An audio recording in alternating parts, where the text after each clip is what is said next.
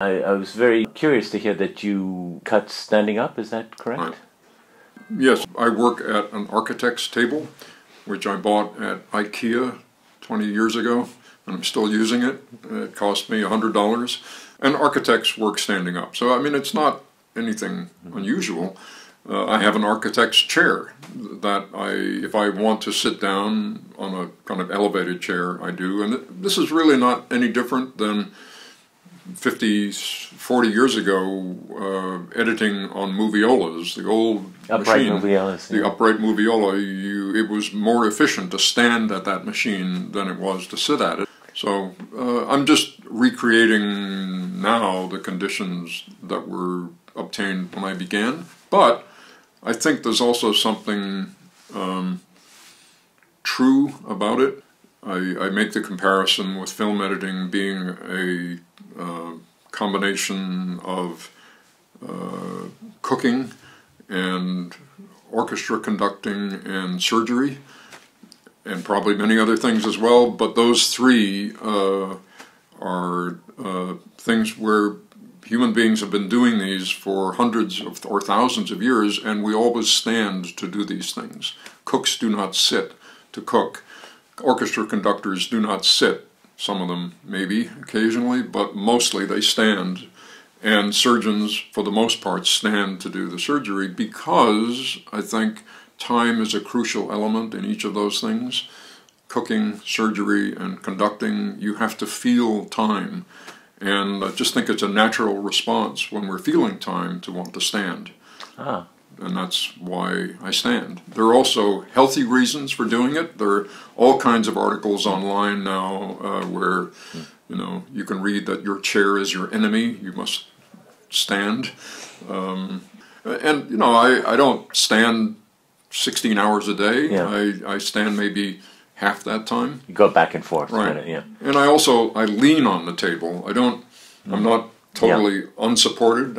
At times I will lean on the table, and I also have a little footstool that I alternate my legs with. Why standing gives you a different relationship to time than sitting? The single word would be kinesthesia, the sense of your body in space and time. Yes. Dancing is a classic example of this, and in a sense editing is a sort of dance, and the finished film is a time snapshot of a series of choreographed moments, hopefully at the right rhythms, in an interesting variation of those rhythms. I don't know what the answer is, but it has to do with how we feel time throughout our whole body. Yeah. And I think by putting the body on its feet, we get a better sense of the duration of time. Yeah, that's a subject of particular interest to me, is what I would call kind of chronos perception, is how do we perceive time. And it's funny that we don't even have a word for it, because it's such an important part of our lives. I mean, it would be an interesting experiment to have a control group and another group, and then to ask people sitting down to estimate 45 seconds. Yeah. Tell me when 45 seconds is up, and then another group of people who are asked the same question but they're standing. Are they more accurate than the other group?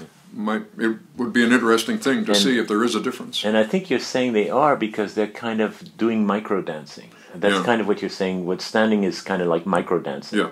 Little small dancing moves. There are always corrections happening.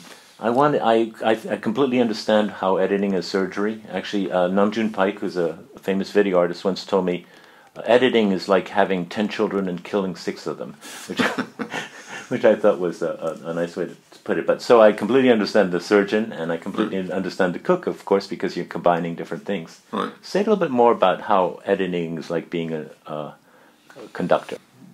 By saying that's where you cut. And how long is a shot? How long is a sustained moment?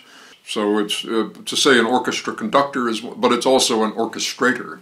You are, as an editor, deciding how to how complex or simple to make a scene, obviously with the collaboration of everyone else, including the director, but at the time that you were putting the scene together, how many shots are we going to use? Who are we going to be looking at? Who is the solo instrument here? When does the group of instruments come in? When exactly do they come in, and when do I stop them and go to the other instrument? I mean, down to the seemingly very trivial question of, if somebody is walking, where do you cut? In orchestra conducting, when the orchestra conductor dips the baton and then lifts it, that's when the musical... The upbeat. They come in on the upbeat. And similarly in editing, again, my personal take is that it's better to cut on the uplift of the step. So step, step, step, cut. So it helps transport you perhaps to the next... Yeah, yes. There are many times when I don't do that, but when I don't do that, I'm doing it because I want to emphasize the step. Step, step, step, cut. Dun, dun, boom.